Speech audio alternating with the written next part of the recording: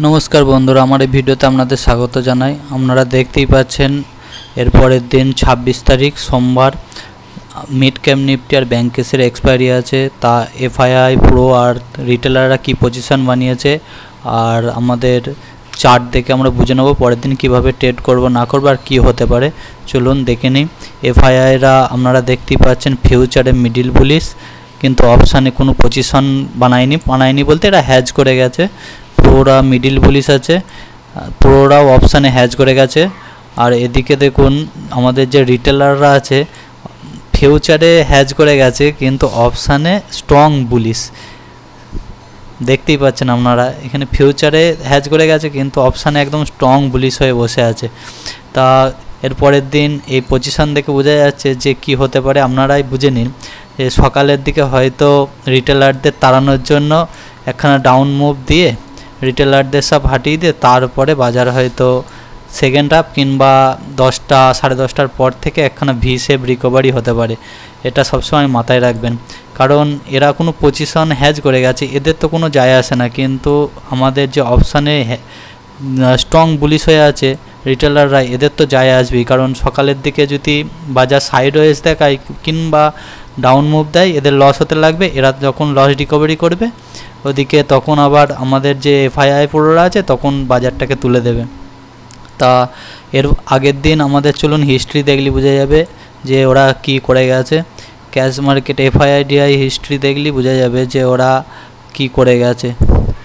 এ দেখুন আগের দিন 13,000 কোটি টাকা মতো প্রায়, না এর আগে এফআইআইরা 2,000 কোটি টাকা আর ডিআইরা 2,896 কোটি টাকা বাই করে গেছে। মানে এদিকে ক্যাশ মার্কেটে দেখা যাচ্ছে দুজনাই বুলিশ হয়ে বসে আছে।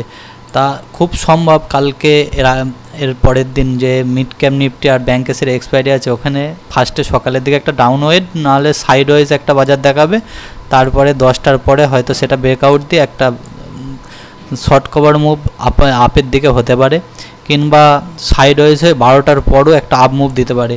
আমাদের ফোকাস থাকবে আপ মুভের দিকেই, কারণ যেভাবে ডাটা তৈরি হয়ে আছে আপ মুভ হওয়ার সম্ভাবনাই বেশি। চলুন চার্টগুলো দেখে নেওয়া যায়। ব্যাংকেসের চার্টটা আগে দেখে নেওয়া যায়। ব্যাংকেসের ডে চার্ট দেখলে আপনারা বুঝতে পারবেন একটা ডোজি ক্যান্ডেল তৈরি করেছে এবং 58,038-এ ক্লোজ করেছে। এটা ডোজি ক্যান্ডেল, দুদিনই একই সাইজের ক্যান্ডেল তৈরি করছে। তা এর পরের দিন আমাদের যত সম্ভব এখানে যদি এই সবুজ দুটো দাগের মধ্যে 58,218 আর এদিকে 57,891 এর মধ্যে যতক্ষণ বাজার থাকবে বাজার ঝিকঝ্যাক থাকবে। কিন্তু এটা যদি আপসাইডে ব্রেক করে তাহলে আমরা একটা আপ মুভ দেখতে পারি, আর এটা যদি তখন ঝিকঝ্যাক করে ডাউন সাইডে ব্রেক করে তাও একখানা আমরা ডাউন দিকে মুভ দেখতে পারি। কিন্তু এখানে এর মাঝে যতক্ষণ বাজার থাকবে কিছু করার নেই। যদি একদম বাজার এর মধ্যে খোলে মানে 58,100 থেকে 58,000-এর মধ্যে খোলে একটা হয়তো ডাউন সাইড দেখাবে যে 58,000 ব্রেক করছে। তা এর আগের দিনের যে সাপোর্ট আছে ডেলো 57,891, এখান থেকে বাজার একদম ভি শেপ রিকভারি করে তুলে দিতে পারে। এটা সবসময় মাথায় রাখবেন।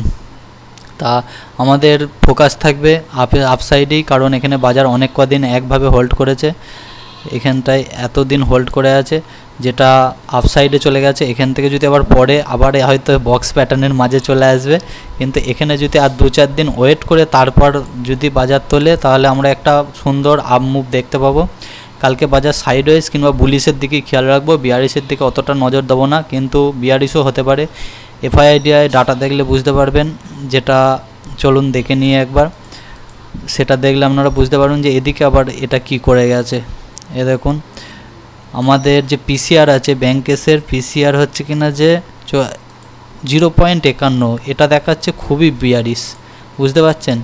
এদিকে বাজার ক্লোজ হয়েছে 58,038-এ, এদিকে ম্যাক্স পেন দেখাচ্ছে 57,300। এদিকে কোনো একটা ঘোটালা তো নিশ্চয়ই হবে এর পরের দিন, ঘোটালা তো হতেই হবে, কারণ এটা তো সাধারণ দেখা যায় না। কারণ পিসিআর দেখুন এখানে 55 নেগেটিভ 0.51, আর এদিকে বাজার ক্লোজ হয়েছে 58,038-এ আর ম্যাক্স পেন দেখাচ্ছে 57,300। 57,300 আর কোথায় 58,000, প্রায় 700 পয়েন্ট এদিক ওদিক আছে। এইটার দিকে সকালে বাজার খুলতেই 10 মিনিট পরেই খেয়াল রাখবেন যে ম্যাক্স পেনটা কি কাছাকাছি চলে এসেছে নাকি, নাহলে সেইভাবে ট্রেড করতে হবে। চলুন মিড ক্যাপটা একবার দেখে নিই।